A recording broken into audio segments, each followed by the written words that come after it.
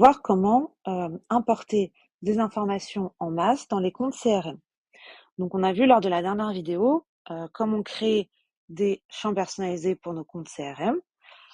Donc, on va cliquer sur CRM, compte, et on va réimporter les informations dans les comptes clients. Et ça serait la même chose chez les fournisseurs. Donc, ces champs personnalisés que nous avons créés, si nous cliquons sur configuration du tableau, tout en bas, nous voyons donc le numéro SIRET et le numéro de TVA que nous avons créés précédemment. Donc, nous les affichons dans notre tableau et on voit que pour le client 1, des informations sont renseignées, mais pas pour le client 2. Donc, on va exporter ces informations. Donc, on va cliquer sur le nuage, on va exporter les données et on va cliquer sur cet export sera réimporté. Donc là, on va exporter les données au fichier au format Excel. Et quand on va cliquer sur cet export sera réimporté, on voit les colonnes qu'on peut réimporter. Donc le SIRET, le numéro de TVA et le nom du client. Donc on va démarrer l'export.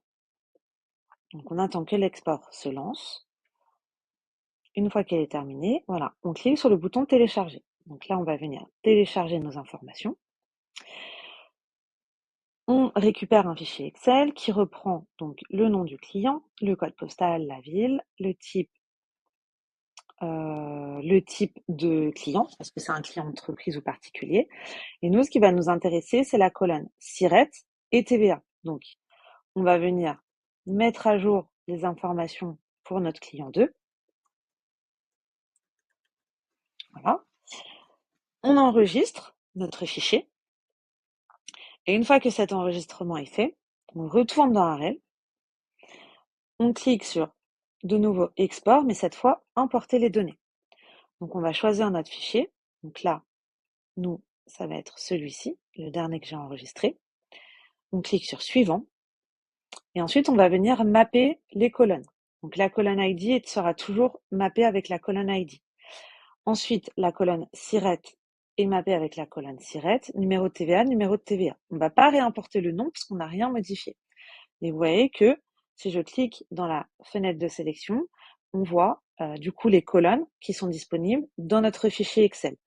Et donc, à gauche, ce sont les informations d'un RL et à droite, ce sont les informations de notre fichier Excel. Et donc, on va venir mapper les informations dans RL avec la colonne correspondante du fichier Excel. Et donc, le nom, je ne le réimporte pas. Je clique sur commencer l'import. Donc, mon import se lance. J'ai 2 lignes qui ont été réimportées. Je ferme.